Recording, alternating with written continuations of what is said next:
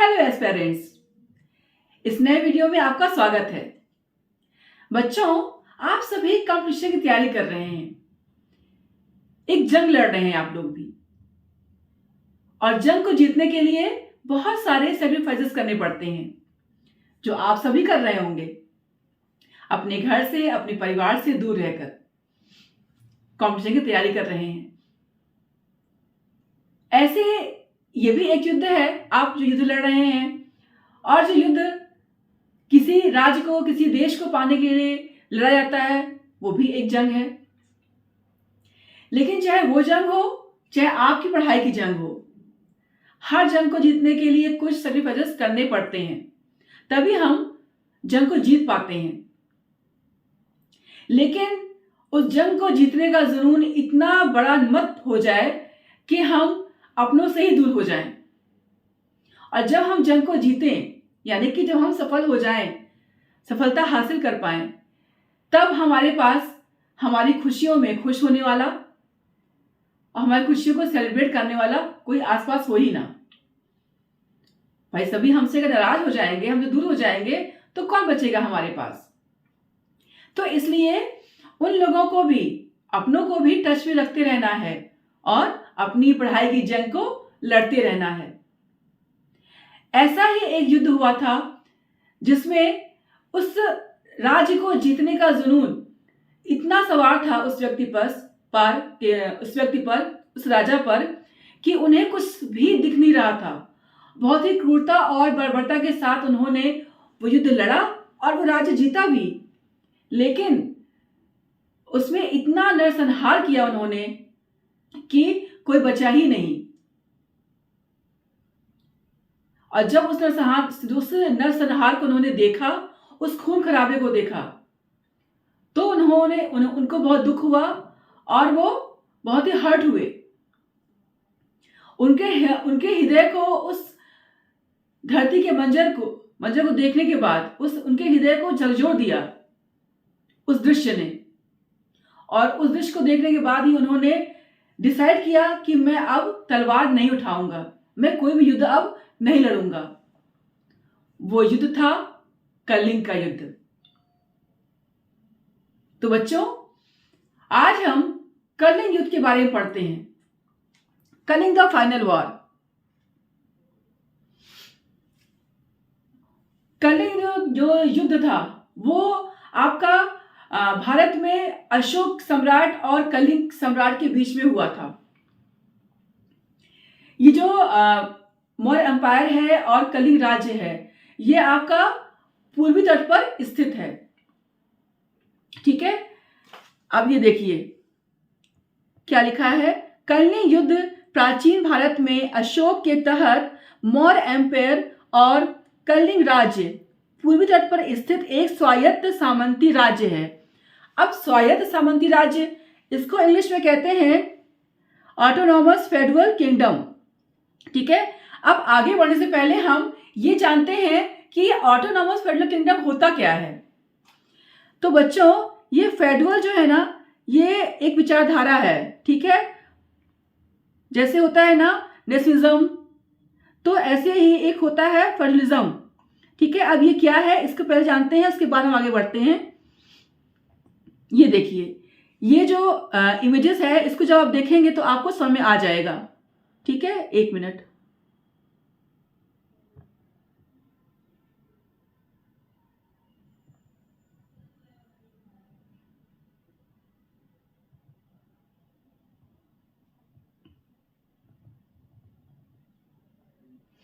अब ये देखिए क्या लिखा हुआ है। The king owned all the land in the country and made the laws. He gave an area of land called a fief to rich lords and nobles. अब ये देखिए इंडेक्स, ये किंग है। ठीक है, इसके पास लॉर्ड्स ऑफ लैंड्स है। जो राजा है उसके पास लॉर्ड्स ऑफ लैंड्स है। उसी जमीनों से ही उसे अधिक धन कमाना है और उसी जमीनों के माध्यम से उसे अपना सैन्य बल भी स्ट्रांग करना है। भाई मिलिट्री चाहिए ना, हम अगर युद्ध लड़ने के लिए, किसी को सुरक्षा देने के लिए या अपने राज्य की सुरक्षा करने के लिए मिलिट्री भी चाहिए। तो मिलिट्री के लिए भी धन चाहिए, है ना। तो किस प्रकार से राजा धन कमाए, उसका ये विचारधारा अपनाते थे। यूरोप का ये था, फिर इंडिया में भी अपनाया गया, ठीक है। तो जो राजा होता था बच्चों, उसके पास लॉट्स ऑफ लैंड था। वो लैंड जो है वो देता था नोबल्स को, ठीक है, नोबल्स को देता था। फिर नोबल्स जो होते थे वो देते थे नाइट्स को, है ना। फिर नाइट्स होते थे जागीरदार, वो लोग देते थे पीजेंट्स को, यानी कि जो कृषक थे, किसान थे, गरीब किसान, ठीक है, उनको देते थे। तो जो किसान हुआ करते थे बच्चों, उनके पास कोई लैंड था नहीं, और लैंड नहीं था तो वो खाएंगे और जिएंगे कैसे। तो इसलिए वो लोग मेहनत करते थे जमीनों पर। जो जमीन उन्हें जागीरदार देते थे, उस जमीनों पर वो खेती करते थे।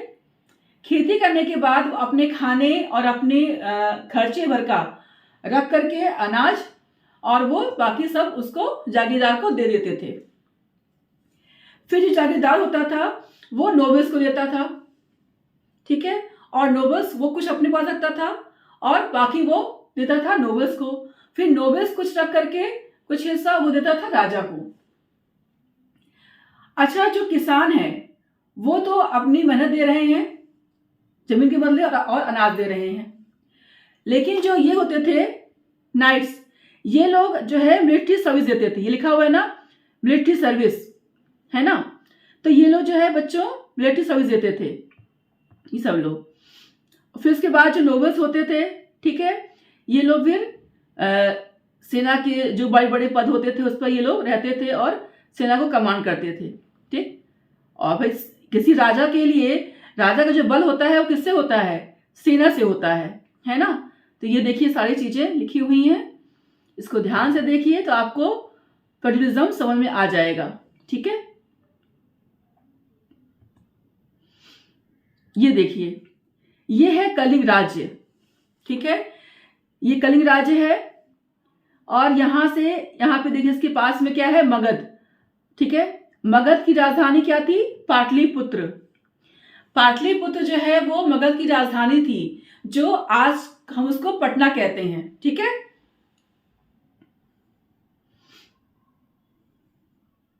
अब देखिए ये कलिंग जो है, ये कलिंग जो है, एक मिनट, ये कलिंग आपका आंध्र प्रदेश, ठीक है, और आपका ये मगध के बीच में स्थित है ना। ये आपका धौली घाटी थी, धौली घाटी में ये कलिंग राज्य स्थित था। कहां पे, दया नदी के किनारे, ठीक है। देखिए कलिंग युद्ध महान मौर्य सम्राट अशोक और कलिंग राज्य के शासक के बीच लड़ा गया था, जो वर्तमान ओडिशा और आंध्र प्रदेश के उत्तरी हिस्सों पर आधारित एक सामंती गणराज्य है। अभी जो हमने समझाया ना हमने आपको फेडरलिज्म, ये वही है, सामंती, ठीक है। जब चंद्रगुप्त मौर्य की मृत्यु हुई तब तक मौर्य साम्राज्य ने आधुनिक भारत के अधिकांश हिस्से को शामिल कर लिया था। इसकी दक्षिणी पहुंच और कलिंग स्वायत्त बने हुए थे। चंद्रगुप्त मौर्य ने मौर्य साम्राज्य की स्थापना की, ठीक है। अगर एक क्वेश्चन आता है कि मौर्य साम्राज्य की स्थापना किसने की, कौन थे फाउंडर, तो वो थे चंद्रगुप्त मौर्य, ठीक है। तो इन्होंने मगध साम्राज्य को काफी एरिया तक बढ़ाया, लेकिन दक्षिणी राज्य और कलिंग पर कब्जा ये नहीं कर सके थे, ठीक है। ये दो जो एरिया थे ये इनकी पहुंच से बाहर थे, ठीक है।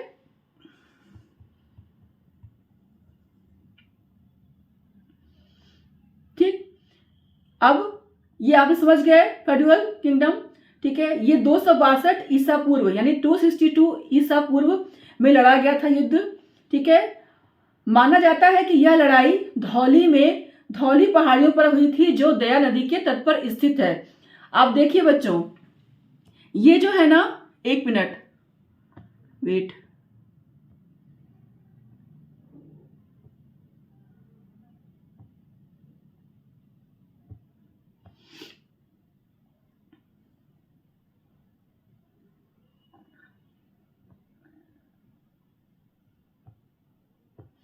अब ये देखिए, ये जो है ये बहुत ही इंपॉर्टेंट है आपका कि अगर ये आपके कंपटीशन में पूछा जा सकता है। ये बहुत ही इंपॉर्टेंट है कि कलिंग का जो युद्ध हुआ था जिस घाटी में, उस घाटी का नाम क्या था? तो उस घाटी का नाम था आपका धौली। ठीक है, धौली पहाड़ियों पर हुई थी, ये इंपॉर्टेंट है ये नाम, धौली में, धौली पहाड़ियों। ठीक है, दूसरा इंपॉर्टेंट क्वेश्चन आपका बन सकता है कि किस नदी पर? तो दया नदी पर। ठीक है, दया नदी पर स्थित था ये 2 पॉइंट जो है बच्चों, ये बहुत ही इंपॉर्टेंट है, आपके कंपटीशन में पूछे जा सकते हैं। ठीक है, कलिंग युद्ध भारतीय इतिहास के सबसे खूनी युद्धों में से एक था। कलिंग का कोई शासक नहीं था क्योंकि यह पारंपरिक रूप से एक के बिना प्रशासित था। ठीक है, कलिंग युद्ध में कोई, कलिंग का जो राज्य था उसका कोई भी शासक नहीं होता था। ठीक है,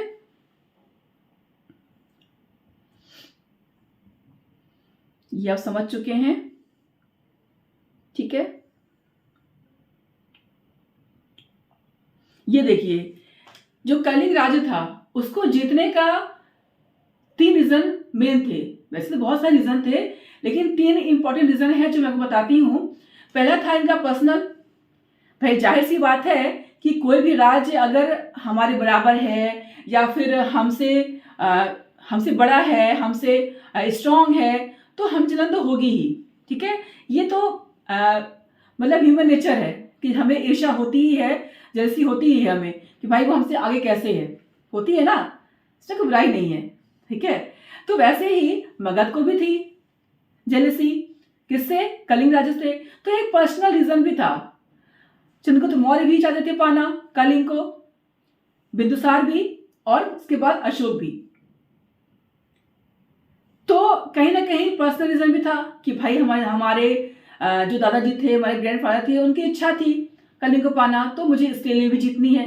भी होता है ना, अभी आप लोग पढ़ रहे हो, तैयारी कर रहे हो, किस लिए कर रहे हो? अपने माँ बाप की इच्छा पूरी करने के लिए ही ना। भाई हर कोई अपने माँ बाप के लिए, परिवार के लिए जीता है, आप लोग भी जीते हो। हम लोग इंसान है आखिर, है ना, अपनों के लिए ही लड़ते हैं, अपनों के लिए ही करते, सब कुछ करते हैं। तो उसी प्रकार से अशोक को भी था कि हमारे दादाजी की इच्छा है तो हमें जीतना है। तो एक ये रीजन था पर्सनल वाला भी। दूसरा जो था वो था आपका स्ट्रेटेजिक, क्योंकि जो है रणनीति में और सब चीजों में वो कलिंग आगे था, इसका सैन्य बल बहुत स्ट्रांग था। ठीक है, और तीसरा था कमर्शियल। होता क्या था कि मगध भी ट्रेडिंग करता था श्रीलंका से। ठीक है, और आपका कलिंग भी ट्रेडिंग करता था श्रीलंका से। तो ये दोनों ही ट्रेड कर रहे हैं। तो मगध जब ट्रेड करता था तो बीच में आता था कलिंग। तो कलिंग जो है वो उनके व्यापार को, उसके रास्ते से, रास्ता एक ही रास्ता था, कलिंग बीच में पड़ता था। तो कलिंग जो है बहुत बड़ी हानि, बहुत बड़ा नुकसान पहुंचा सकता था मगध के व्यापारिक रास्तों को बाधित करके। इसलिए भी कलिंग को जीतना बहुत ही आवश्यक था कि कलिंग जब हम जीत पाएंगे तो हमारा जो व्यापार है वो और स्ट्रांग हो जाएगा, हमें रोकने वाला कोई बचेगा ही नहीं, हम आराम से जाएंगे आएंगे, है ना। अब देखिए क्या है, ये देखिए दिखाते हैं आपको हम। ये देखिए मगध है ना। अब मगध से जब ट्रेडिंग हो रही है हमारी श्रीलंका से, ठीक है ना, यहां तक आए, तो जब हम यहां से आ रहे हैं मगध से, तो रास्ते में क्या पड़ रहा है? कलिंग पड़ रहा है ना। अब यह जो हम रास्ते में आएंगे तो कलिंग हम पर आक्रमण कर सकता है, हमारे रास्तों को रोक सकता है। अब जो रास्ते को हमारे रोक देगा तो क्या हम श्रीलंका पहुंच पाएंगे? जब हम श्रीलंका नहीं पहुंच पाएंगे तो जाहिर सी बात है कि हमारा जो कमर्शियल है वो क्या होगा? नुकसान पहुंचेगा हमें, तो हमारा कमर्शियल लॉस होगा। और कमर्शियल लॉस किसी का भी हो तो क्या होता है? धन की हानि होती है। और किसी राजा के पास अगर धन नहीं है, सैन्य बल नहीं है, तो फिर क्या है? सब बेकार है, वो राज्य अपने आप खत्म हो जाएगा, समाप्त हो जाएगा। तो इस तरह से कलिंग जो है मगध राज्य को समाप्त भी कर सकता था। फिर कहते हैं ना कि किसी को अगर परेशान करना है तो पहले उसकी जो आवश्यक चीजें हैं उसको छीन लो। जब उसके पास वो चीज बचेंगे ही नहीं तो वो अपने आप ही कमजोर हो जाएगा। तो मगध को कमजोर करने का सबसे बड़ा रीजन कलिंग के पास था। तो मगध तो कहीं ना कहीं ये भी एक डर था। ठीक है, अच्छा आपको लगता होगा कि जब ये समुद्री रास्ता है तो कलिंग कैसे आक्रमण करेगा? हम शिप से आएंगे। तो बच्चा लोग, उस समय इतनी बड़ी बड़ी शिप नहीं थी, इतनी बड़े क्रूज नहीं थे स्ट्रॉन्ग, उसमें छोटे छोटे जहाज हुआ करते थे। ठीक है, वो बीच समुद्र से तो आएंगे नहीं, खतरा हो सकता है ना, नाव उलट सकती लहरों में। तो इस वजह से क्या होता था कि किनारे से आते थे, है ना। ये जो रास्ते हैं समुद्र किनारा, वहां से जब आएंगे तो कोई डर नहीं है हमारे लहरों से कोई खतरा नहीं है। लेकिन लहरों से तो खतरा नहीं है, लेकिन कलिंग से तो खतरा था। तो इसीलिए कलिंग पे वो लोग आक्रमण करके इसे जीतना चाहते थे।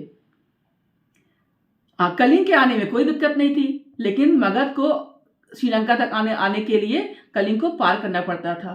तो ये डर बना हुआ था, इसी रीजन से कलिंग को और भी जीतना जरूरी हो गया था। ठीक है, ये देखिए, ये देख रहे हैं, ये जो साउथ का एरिया है, ये जो है मगध समाज के बाहर था, ये मगध समाज के अंदर नहीं था। कलिंग रणनीतिक रूप में स्थित था, जिसमें व्यापार मार्ग दक्षिण पूर्व एशिया तक पहुंचते थे। इसमें कई महत्वपूर्ण बंदरगाह और एक शक्तिशाली बेड़ा भी था। ठीक है, वहां पे जब थे तो कई बंदरगाह बने हुए थे। बंदरगाह तो होता है ना, जहां पे पोर्ट जिसे कहते हैं इंग्लिश में, वहां पे जहाज का सामान उतरता है ना।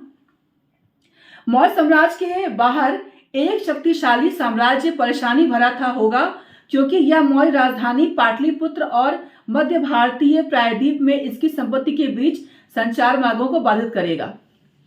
उन्होंने बताया कि कलिंग जो है वो जो संचार मार्ग थे उसको बाधित कर सकता है। तो उससे क्या होगा, व्यापार जो हमारा व्यापार है उसको हानि पहुंचेगी, है ना, कमर्शियल लॉस होगा हमें।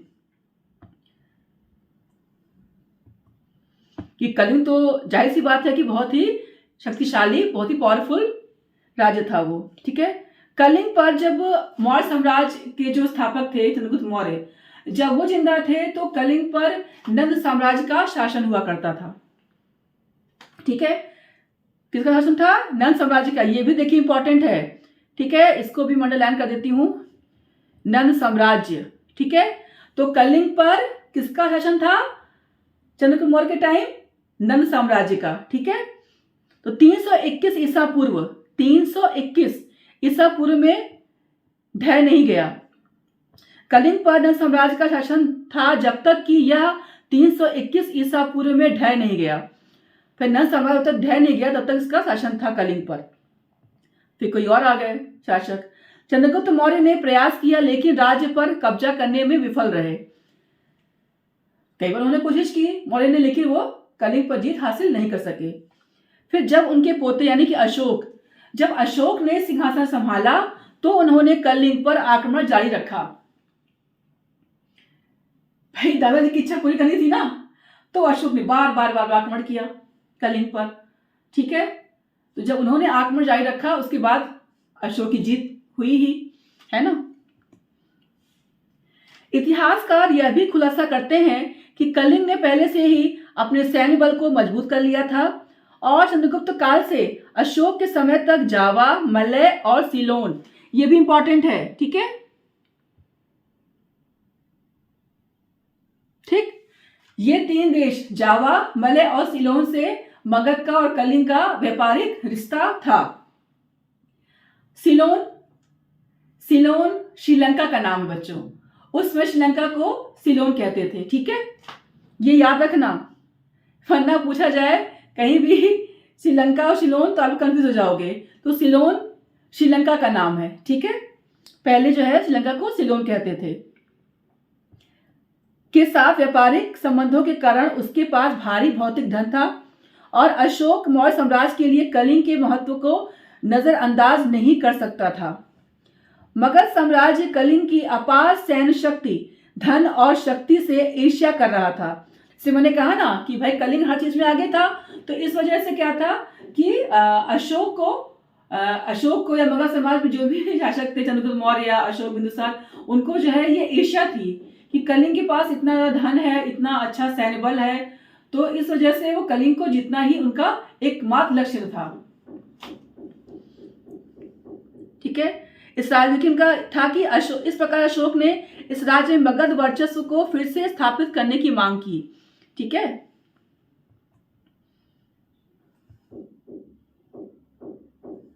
ये देखिए श्रीलंका का झंडा भी है ना। देखिए, अशोक के शासनकाल में उन्होंने कलिंग के सम्राट को एक पत्र भेजा जिसमें अनुरोध किया गया कि उनके क्षेत्र को मौर्यों को सौंप दिया जाए। ठीक है, कलिंग राज या कलिंग के सम्राट ने मौर्य साम्राज्य के सामने झुकने से इनकार कर दिया।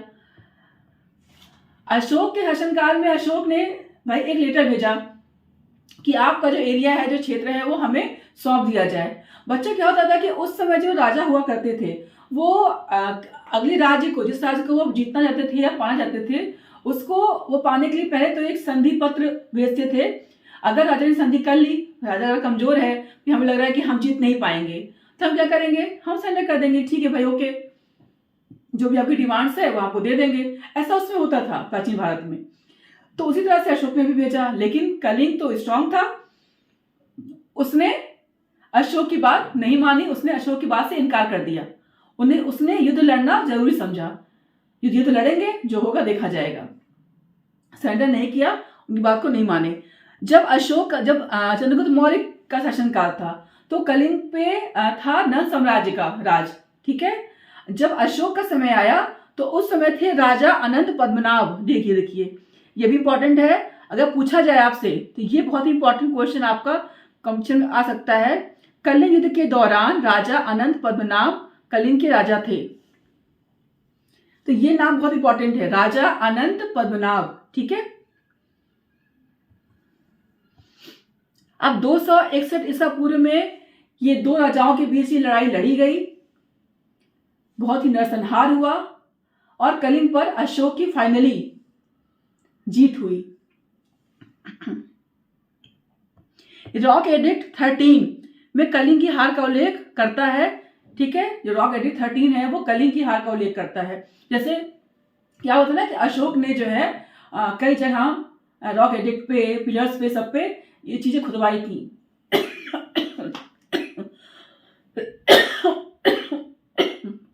सॉरी। अब ये देखिए ना, आया था ना रॉक एडिक्ट 13, तो ये देखिए,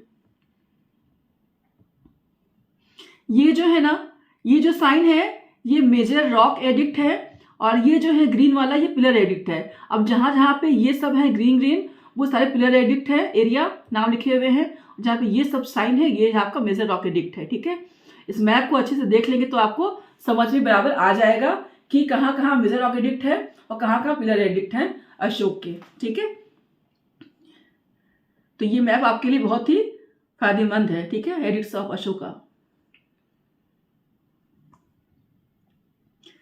अब जब राजा बिंदुसार, सम्राट बिंदुसार की मृत्यु हुई तो मृत्यु के बाद अशोक ने मगध साम्राज्य को संभाला। तो जाहिर सी बात है कि जो संभाला तो जो चीजें छूटी हुई हैं, जो उनके पिता ने या दादाजी ने नहीं कर पाए, वो अशोक को करनी थी। तो इसी वजह से अशोक ने कलिंग पे आक्रमण किया। ठीक है, बहुत ही क्रूरता के साथ लड़ाई लड़ी और जीत हासिल करी। देखिए, अपने पिता की मृत्यु के बाद मुकुट के लिए एक क्रूर लड़ाई के बाद अशोक कलिंग को जीतने में विजयी हुआ, लेकिन बर्बरता के नतीजों ने युद्ध पर अशोक के विचारों को प्रभावित किया और उसे फिर कभी विजय युद्ध नहीं करने की प्रतिज्ञा करने के लिए प्रेरित किया। ठीक है, जब वो युद्ध लड़े तो जो मंजर था उसको देखने के बाद उन्होंने डिसाइड किया कि अब मैं कभी भी तलवार नहीं उठाऊंगा, युद्ध को नहीं लड़ूंगा। ठीक है, अब चंद्रगुप्त मौर्य के दरबार में कौन आया? एक था एक ग्रीक इतिहासकार मेगास्थनीज। ठीक है, ये भी इंपॉर्टेंट है, मेगास्थनीज ये राइटर थे। इन्होंने मौर्य एम्पायर के बारे में ही लिखा है।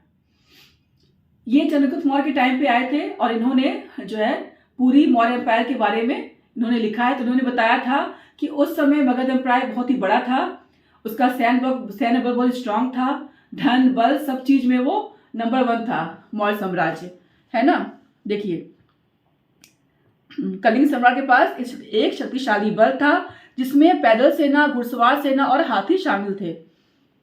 ये लिखा था मेगास्थनीज ने, किस पर? इंडिका बुक में। मेगास्थनीज की बुक का नाम था इंडिका। ये बहुत ही इंपॉर्टेंट है, ये कॉम्पिटिशन में अक्सर आता है कि मेगास्थनीज की बुक का नाम क्या है। तो तो मेगास्थनीज की बुक का नाम है इंडिका, जिसमें इन्होंने मौर्य साम्राज्य के बारे में लिखा है। ठीक है, अब देखिए अशोक विजयी हुआ, खून खराबा हुआ, कलिंग पर उसने शासन भी किया। अशोक ने खूनी युद्ध के मैदान को पहली बार देखा था, बहुत युद्ध लड़े, लेकिन उस युद्ध में इतना खून खराबा हुआ, इतनी क्रूरता से युद्ध लड़ा गया कि वो इतना खून खराबा उसने कभी भी देखा ही नहीं था। इसीलिए उसका जो हृदय था वो अंदर तक झंकृत हो गया। उस दृश्य ने अशोक के हृदय को अंदर तक झकझोर के रख दिया। इस वजह से उसने ये निर्णय लिया। अब ये देखिए, ये इंपॉर्टेंट है। 1 लाख सैनिकों ने अपनी जान गंवाई और 1.5 लाख को बंदी के रूप में पकड़ लिया गया। ठीक है, इतनी संख्या में मौर्य सैनिक मारे गए। युद्ध के मैदान में उन्होंने घोड़ों, हाथियों और सैनिकों के शरीर देखे। हर तरफ सिर्फ खून की धाराएं थी, चारों तरफ से खून ही खून बह रहा था। जो दया नदी थी, जो बगल में बहती दया नदी, पूरी खून से भर गई थी। उसका पानी एकदम लाल हो रखा था, इतना खून खराबा हुआ था। साइशी को देख कर करके अशोक बर्दाश्त नहीं कर पाए। ये देखिए सीन, अनाथ बच्चे रो रहे थे, सिसक रहे थे, महिलाएं रो रही थी, तड़प रही थी। भाई, किसी के भी घर का जो कमाने वाला व्यक्ति है, जो सहारा है, अगर वही नहीं रहेगा तो परिवार चलेगा कैसे? भाई, हमारे सर से अगर छती चली जाए तो हम कहाँ रहेंगे? उसी तरह से जो परिवार का जो मेन व्यक्ति है, मुखिया है, जो कमा रहा है, जिसकी कमाई सब कुछ चल रहा है, वही नहीं रहेगा तो परिवार चलेगा कैसे? माँ बाप के बुढ़ापे का सहारा ही नहीं रहा तो माँ बाप का बुढ़ापा बीतेगा कैसे? सब कुछ बर्बाद हो गया। अशोक ने देखा कि लोग, महिलाएं रो रही हैं, बच्चे रो रहे हैं, सिसक रहे हैं, बच्चे अनाथ हो गए हैं। ये सब मंजर देखते ही उनको अब एहसास हो रहा था कि हाँ, मैंने कितना गलत किया। और युद्ध, चाहे मैं लड़ूं चाहे कोई भी लड़े, युद्ध का परिणाम यही होता है। और सच्चे बच्चों, अभी भी जो युद्ध होते हैं या होते आए हैं, जो हमारे सैनिक लड़ते हैं, जो सैनिक मारे जाते हैं, उनके घर का क्या हाल होता है। तो युद्ध चाहे तब था, युद्ध चाहे अब हो, परिणाम उसका बुरा ही होता है और सर्वनाश ही होता है। ठीक है, अब ये देखिए लिखा है उसकी आंखों के सामने ही पूरे कलिंग का सर्वनाश हो गया। उसने कलिंग पर कब्जा कर लिया, लेकिन एक भी व्यक्ति को गुलाम के रूप में रहने के लिए नहीं छोड़ा गया। वह अधिक समय तक नहीं रह सका और दुखी मन से अपने सैनिकों को पाटलिपुत्र वापस ले गया। वो देख ही नहीं पाया और वहां से चला गया। अशोक के ऊपर कलिंग का विशेष प्रभाव पड़ा। कलिंग के युद्ध ने उसका जीवन, उसकी दुनिया ही बदल दी। अब ये देखिए, यह संभवतः प्राचीन भारतीय इतिहास के इतिहास में एकमात्र लड़ाई है जिसके परिणाम स्वरूप एक विजेता ने अपनी तलवार डाल दी। ये प्राचीन इतिहास में एकमात्र लड़ाई ऐसी है जिसके युद्ध को जीतने के बाद विजेता ने अपने हथियार डाल दिए कि अब युद्ध नहीं लड़ूंगा। कलिंग युद्ध ने अशोक को, जो पहले से ही एक गैर संलग्न बौद्ध था, अहिंसा और धर्म विजय, ठीक है, के लिए अपना शेष जीवन समर्पित करने के लिए प्रेरित किया। उन्होंने 2 चीज अपनाई। भाई, हिंसा तो त्याग ही दिया उन्हें, तो वो अहिंसक हो गए। ठीक है, तो अहिंसा और धर्म, ठीक है, इन 2 चीजों को ही उन्होंने अपनाया और उनका मानना था कि हम धर्म की मदद से विजय हासिल करेंगे और धर्म ही पूरे दुनिया में फैलाएंगे, धर्म का प्रचार प्रसार करेंगे। फिर उन्होंने देखा, अच्छा लगा होगा ना, आप लोग को लग रहा होगा कि बौद्ध धर्म क्यों अपनाया। तो हिंदू धर्म में उन्होंने देखा कि इतने कर्मकांड हैं, इतनी ढोंग है और जाति पाति का भेद, बहुत सारे जो बुराइयां हैं जो बौद्ध धर्म में उनको नहीं दिखी। धर्म क्या है? धर्म सबके लिए बराबर है ना, कोई भी जाति हो। लेकिन हिंदू धर्म में क्या था, वो ब्राह्मण है, वो क्षत्रिय है, वो वैश्य है, ये शूद्र है, ये यादव है, तरह तरह की जाति भेद थी। लेकिन बौद्ध धर्म में क्या था कि सभी बराबर थे, चाहे वो अमीर हो, चाहे वो गरीब हो, या फिर वो किसी भी जाति का हो। भाई, मानव सब समान है ना। अगर हम मानव हैं तो हम सब समान है। जो हमारे पादों हाथ पैर भगवान दिए हैं, उसने उसको भी दिया हुआ है। क्या डिफरेंस है? ईश्वर के लिए तो हम सभी बराबर हैं, हम सभी को ईश्वर ने बनाया है। तो इस वजह से उन्होंने बौद्ध धर्म को अपनाया कि बौद्ध धर्म में ये सारी चीजें कर्मकांड और ये ढोंग नहीं थे। और फिर उन्होंने बौद्ध धर्म को ही में लगे रहे और बौद्ध धर्म का प्रचार प्रसार किया। कलिंग की विजय के बाद अशोक ने साम्राज्य के सैन्य विकास को रोक दिया और सापेक्ष शांति, सद्भाव और समृद्धि के 40 से अधिक वर्षों की अवधि शुरू की। उन्होंने शांति की स्थापना करनी शुरू कर दी, ठीक है, और 40 से अधिक वर्षों में इस कार्य में वो लगे रहे, ठीक है। और जो सैन्य विकास, जब हमें युद्ध लड़ना ही नहीं है तो सैन्य बल के बारे में हम क्यों सोचेंगे, हम क्यों सैन्य का विकास करेंगे। तो उन्होंने सैन्य विकास पे भी रोक लगा दी, रोकथाम कर दी। जबकि अशोक के शांति के सिद्धांत ने अल्पावधि यानी कि बहुत ही कम समय में साम्राज्य को एकता प्रदान की। जबकि युद्ध से होता है ना, लेकिन युद्ध से नहीं, उन्होंने अपने शांति प्रचार से ही, धर्म के प्रचार से ही लोगों में एकता स्थापित कर दी। बहुत ही कम समय में, अल्पावधि में, बहुत ही कम समय में लोगों में एकता हो गई, लोग एकजुट होकर के रहने लगे। इतने लंबे समय में बाहरी हमलों से खुद की रक्षा करने की अपनी क्षमता को कमजोर भी कर दिया। जब हम युद्ध लड़ेंगे ही नहीं, सैन्य बल का विकास करेंगे ही नहीं, तो अगर बाहरी आक्रमण होगा तो क्या होगा, हम वैसे ही हार गए। और यही हुआ कि अशोक के बाद मौर्य साम्राज्य धीरे धीरे समाप्त हो गया। कि राजा अगर है, युद्ध तो करना ही पड़ेगा। अब उन्होंने युद्ध छोड़ दिया तो धीरे धीरे मौर्य साम्राज्य उनके बाद तो समाप्त ही हो गया।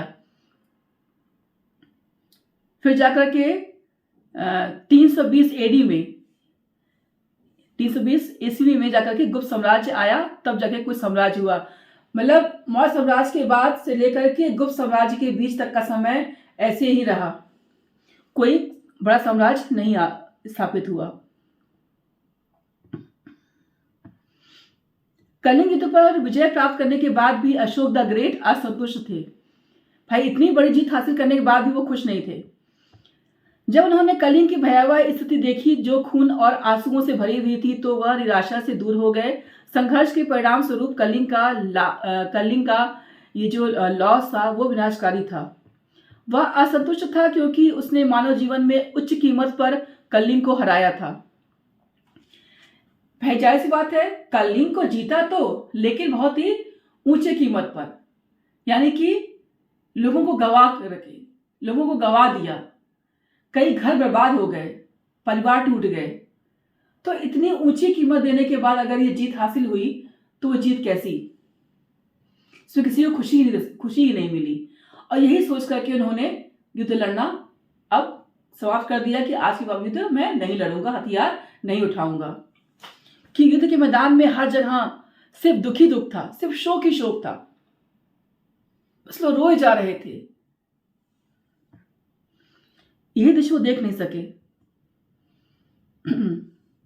उन्होंने अपना जीवन जो है से जीवन अहिंसा और धम्म विजय के लिए ही समर्पित करने के लिए प्रेरित किया था, ठीक है। उन्होंने घोषणा की कि जीवन में सच्ची विजय धर्म द्वारा विजय है, हिंसा के माध्यम से विजय नहीं है। उन्होंने बौद्ध धर्म को अपने धर्म के रूप में अपनाया और अशोक ने प्रतिज्ञा की कि वह फिर कभी हथियार नहीं उठाएगा, ठीक है। इसलिए उनका पहला और एकमात्र संघर्ष कलिंग युद्ध ही था। उन्होंने मगध की राज्य पुलिस में महत्वपूर्ण संशोधन किए। मगध साम्राज्यवाद का अंत हो गया। भाई जब सेना का विकास ही नहीं होगा, सैन्य बल क्षीण होगा, तो जाहिर सी बात है कि धीरे धीरे साम्राज्य खत्म हो जाएगा। और वही हुआ कि मगध साम्राज्य धीरे धीरे खत्म हो गया।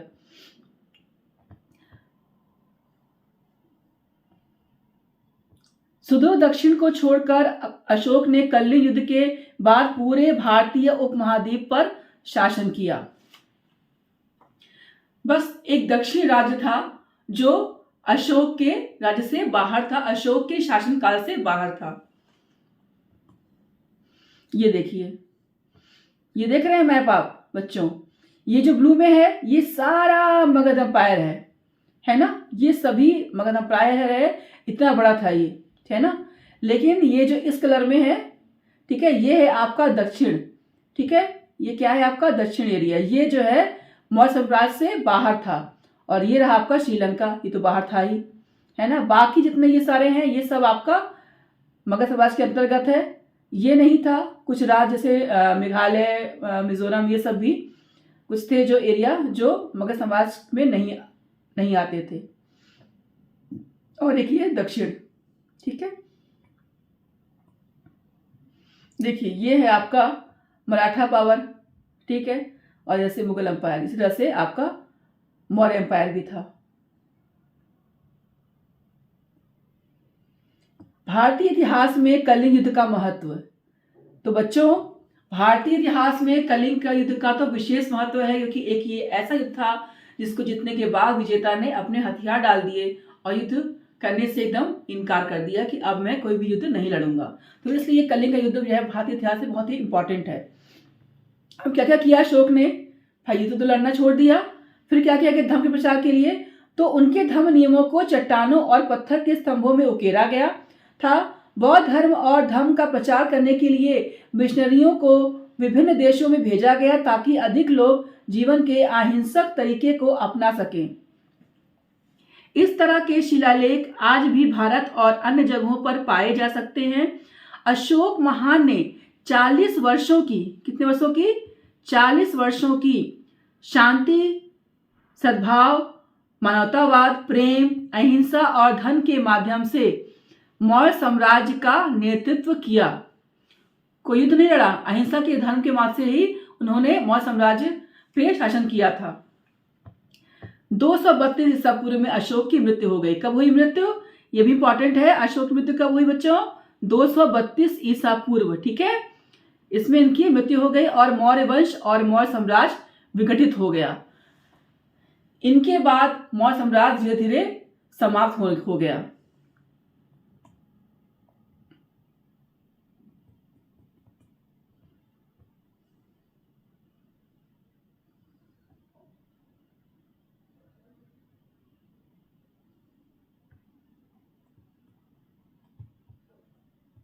अब ये देखिए, ये है गैलेंट्री अवार्ड्स। ये हमारे टॉपिक में आप लग रहा हो कि ये अवार्ड के बारे में क्यों पढ़ा रही हैं आप? तो बच्चों ये कहीं ना कहीं अशोक से संबंधित है। जिस तरह से कलिंग युद्ध अशोक के से संबंधित है, उस तरह से ये गैलेंट्री अवार्ड भी कहीं ना कहीं अशोक से संबंधित है बच्चों, क्योंकि ये सारे अवार्ड्स में अशोक चक्र और अशोक के अन्य प्रतीकों का प्रयोग किया गया है। ये देखिए, ये जो है ये सेना में अच्छे कार्य के लिए दिया जाता है। यानी कि हम जो युद्ध हो रहा है, युद्ध में हमने कुछ लड़ाइयाँ लड़ी, कुछ जीता हमने, क्या हमारे कार्य किए युद्ध में हमने, उसको उस युद्ध के में कार्यों के अनुसार ये सारे जो है पुरस्कार दिए जाते हैं। कौन कौन से? शौर्य चक्र, देखिए इसमें बना हुआ अशोक चक्र, ठीक है। इसमें जो है क्या बना हुआ है? 4 सिंह जो है वो बने हुए हैं, सिंह वाला, ये भी अशोक का है ना। ये भी देखिए, ये भी अशोक का है। ये सारे अशोक के, ये सब में अशोक के जो चिन्ह है, वो प्रतीक हैं, वही सारे इस सारे मेडल्स में यूज किए गए हैं। तो सोचिए अशोक कितने महान थे और उन्होंने कितने महान कार्य किए कि हम उनके प्रतीकों को, उनके चिन्हों को राष्ट्रीय प्रतीक मानते हैं और राष्ट्रीय चीजों में इनका प्रयोग करते हैं। शौर्य चक्र, परमवीर चक्र, महावीर चक्र, कीर्ति चक्र, अशोक चक्र और वीर चक्र, ये सभी वीरता के लिए दिया जाता है अवार्ड्स, ठीक है, गैलेंट्री अवार्ड। इसी के साथ हमारा ये वीडियो समाप्त होता है। उम्मीद करती हूं कि आपको काफी जानकारी कलिंग के बारे में, अशोक के बारे में मिली होंगी और ये कुछ ऐसी जानकारियां मिली होंगी जो आपके कंपटीशन के लिए बहुत ही जरूरी हैं बच्चों। और कलिंग युद्ध और उसके बारे में अक्सर कंपटीशन में पूछा जाता है, तो इस वीडियो को आप अच्छे से देखिएगा और अपनी जंग को जारी रखिएगा और सफलता हासिल करिएगा इस जंग में, इस पढ़ाई की जंग में। उम्मीद करती हूं कि वीडियो आपको पसंद आया होगा। धन्यवाद।